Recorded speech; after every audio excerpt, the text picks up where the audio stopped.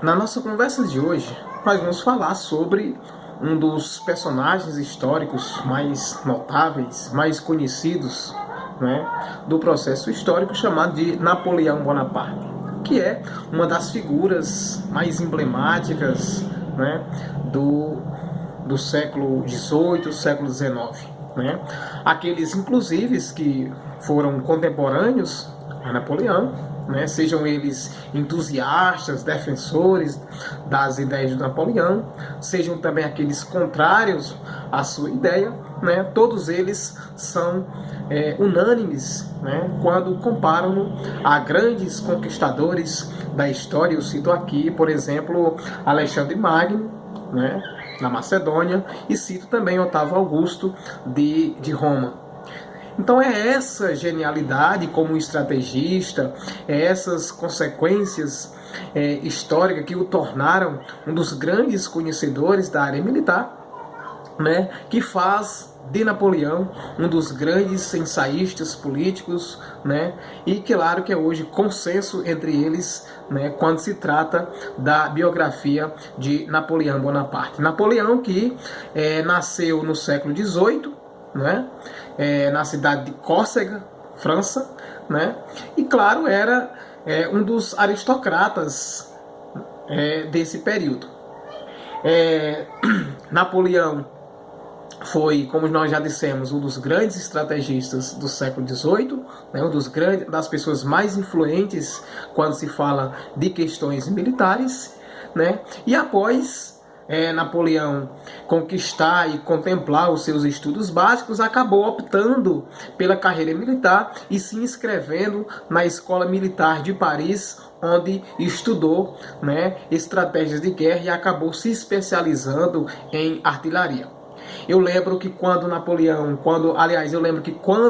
estourou a Revolução Francesa, em 1789, Napoleão estava em Córcega e estava envolvido, né, em conflitos que acabou gerando entre republicanos, revolucionários e monarquistas.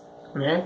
E até 1792, Napoleão acabou optando por se posicionar em favor daqueles que eram defensores do que a gente vai chamar, que a gente vai conhecer como convenção, que acabou sendo instalada pelos jacobinos, que nós já dissemos que era a ala mais radical entre os revolucionários franceses, né? E que ficou conhecida esse período como a fase do terror, ou terror revolucionário, que nós destacamos na nossa conversa passada. Em 1798, Napoleão acabou se dirigindo com suas tropas para o Egito, onde a França combatia fortemente a aliança entre o Império Turco-Otomano, a Grã-Bretanha e os Mamelucos. Né? A famosa Batalha das Pirâmides, né? Que foi um dos motivos dessa estada de Napoleão no Egito.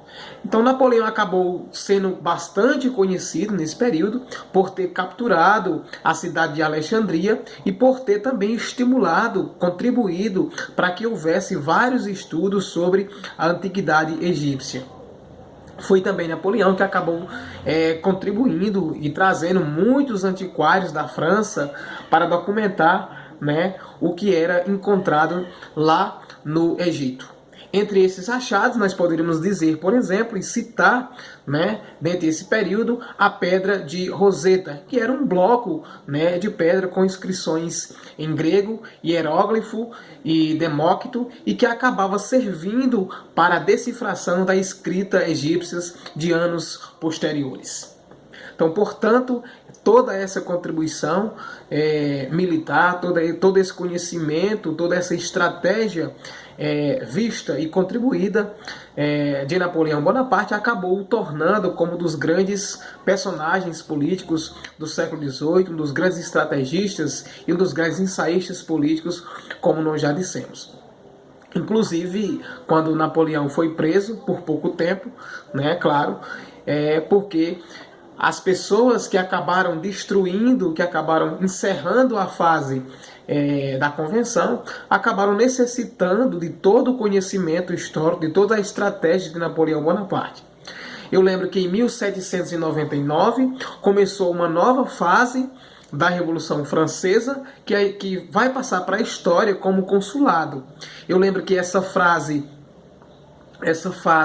ela, na verdade, foi resultado de um golpe político construído por pessoas da alta burguesia, né, também por nobres, por membros do exército, né, que acabaram se juntando com Napoleão, que buscavam, portanto, um governo mais forte, um governo mais centralizado. Essa fase chamada de consulado, também ela é nomeada pelos estudiosos da Revolução Francesa, né, como o tema de 18 Brumário. Então, o consulado pode ser visto, pode ser passado pela história também como 18 Brumário. Mas por que Brumário? Brumário era um dos meses do ano que teve uma alteração no calendário durante a Revolução Francesa e esse brumário corresponde ao período de 22 de setembro a 31 de dezembro. O golpe, né, é considerado como o início, como o responsável por inserir Napoleão Bonaparte como um líder e como um político defensor dessa nova fase da Revolução Francesa, e é também responsável por inserir Napoleão Bonaparte como o chefe maior da França. Não é? É considerado, portanto, a era napoleônica. Então, o 18 Brumário, ou consulado, é responsável por iniciar a fase da história chamada de Era Napoleônica. No consulado, o poder político estava dividido em três. Né? Além de Napoleão, nós tínhamos também Roger Dukes e Emmanuel Sayas. Só que essa estrutura de divisão de poderes em três, ela acabou se encerrando em 1804, portanto no início do século XIX, quando, em virtude de um plebiscito, de uma votação, Napoleão acabou conseguindo se tornar imperador e, portanto, o único líder, o único chefe político da França. Então, essa fase de Napoleão, chamada de Império, o Império Napoleônico, acabou se caracterizando por intensos conflitos, por intensas guerras em todo o continente europeu. E essas guerras, esses conflitos, eram, na verdade, vistas pelos defensores de Napoleão, pelo próprio Napoleão, como libertadoras, uma vez que eles defendiam, né, aquele modelo político que acabava sustentando toda aquela estrutura, né? Como assim? O Napoleão e seus seguidores acabavam vendo esses conflitos e essas guerras como libertadoras, porque o objetivo deles não era essencialmente o Estado, né? Mas a destruição de um modelo político que era sustentado desde então, né? Que era a monarquia, ou absolutismo monárquico, como queiram chamar.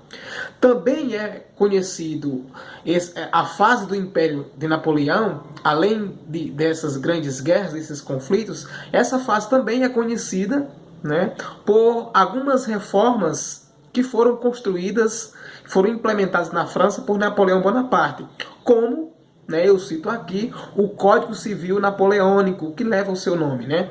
Então, dentre essas reformas implementadas na fase do Império de Napoleão, nós temos a construção do Código Civil Napoleônico. Mas do que se tratava esse código? Qual era o objetivo? Então, esse Código Civil Napoleônico, na verdade, ele tratava dos direitos fundamentais, como a liberdade de expressão, como a questão da liberdade de pensamento, o direito de ir e vir, né? O direito de propriedade e vários outros direitos que acabaram numa fase democrática, abre aspas, né, construído uma fase democrática das nações ocidentais a partir do século XIX. Eu lembro que, como imperador, Napoleão colecionou, né, teve vários inimigos, acabou construindo vários inimigos por sua forma de governar, por sua forma de gerir a França, né? Eu lembro desses inimigos, né, como um desses inimigos que Napoleão conquistou. Eu lembro dos reinos da Áustria, eu lembro dos reinos da Rússia e da Prússia, né, que eram os principais inimigos de Napoleão. Mas por que eles eram inimigos de Napoleão? Porque, na verdade, esses reinos ainda se alimentavam, ainda se ancoravam, né? Ainda se estruturavam em um modelo político que foi combatido na Revolução Francesa, né? Então, esses países, esses reinos que foram inimigos de Napoleão, eles se ancoravam ainda, eles se alimentavam, né? Se baseavam ainda no modelo político chamado de monarquia, né? Ele tinha uma estrutura absolutista, né? Por isso que acabaram se tornando inimigos de Napoleão, porque Napoleão acabou defendendo uma nova estrutura de poder, uma nova estrutura de governo. Também é conhecida a fase de Napoleão Bonaparte, a fase do Império, como um bloqueio continental. Ou seja, Napoleão acabou bloqueando todas as vias de acesso de outras nações à Inglaterra, por exemplo, né? Uma série de proibições econômicas que os países que estavam sendo subordinados à França, que os países que estavam subordinados ao Império Francês, portanto a Napoleão Bonaparte, acabaram tendo que se adequar a essas proibições que Napoleão impôs à França, chamada de bloqueio continental, tá bom? Mas por que Napoleão fez isso? Qual era o seu objetivo?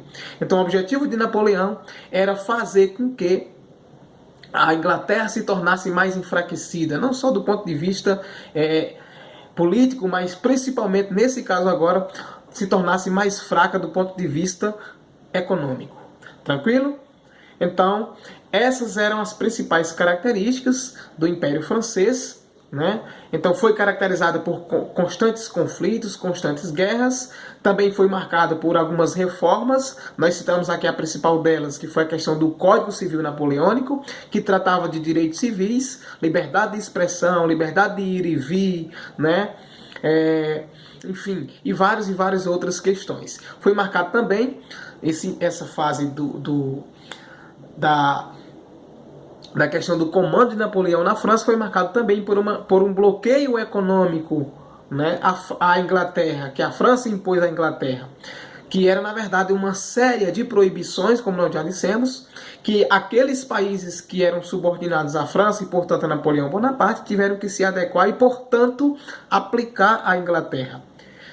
Tranquilo? Então essas proibições constituíram uma estratégia para enfraquecer o poder inglês e, portanto, né, enfraquecer também militarmente a Inglaterra.